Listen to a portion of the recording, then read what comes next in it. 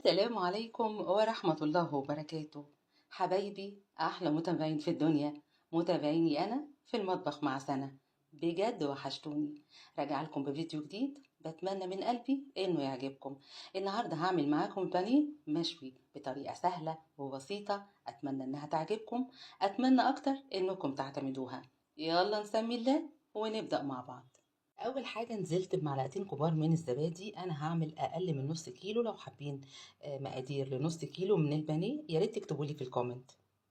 هننزل بمعلقه كبيره من الكاتشب، لو ما كانش متاح عندنا الكاتشب هننزل عليهم بمعلقه كبيره من الصلصه، معلقه كبيره من زيت الزيتون، ومعلقه صغيره ملح، فلفل اسود، بابريكا، توم باودر، بصل باودر، خلطه السبع بهارات لو متاحه عندنا. وهنخلط كل التوابل بتاعتنا. ودلوقتي هننزل باخر مكون واللي بيدي طعم حلو قوي للوصفه بتاعتنا، وهو معلقه صغيره من الليمون. دلوقتي هننزل بقطع البانيه بتاعتنا، والبانيه بتاعنا بعد ما غسلناه عصرنا عليه ليمونه كامله علشان ما يبقاش فيه اي زفاره. وبنخلط البانيه بتاعنا بالتوابل زي ما انتم شايفين بمنتهى السهوله.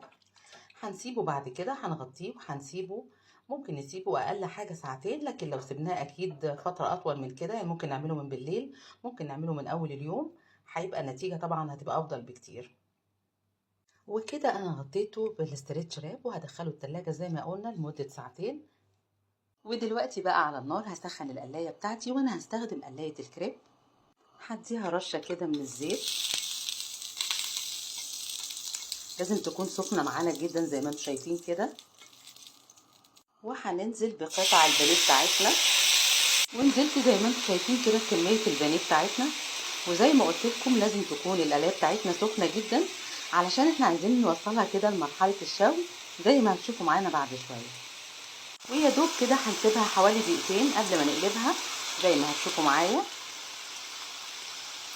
وهنا بعد ما قلبناها زي ما انتم شايفين معايا كده، وكده بقت جاهزه معانا.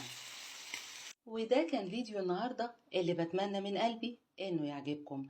يا ريت اذا عجبكم ما تبخلوش عليا بلايكات كتير، شير للفيديو، اشتراككم في قناتنا على اليوتيوب قناة في المطبخ مع سنة. السلام عليكم ورحمة الله وبركاته.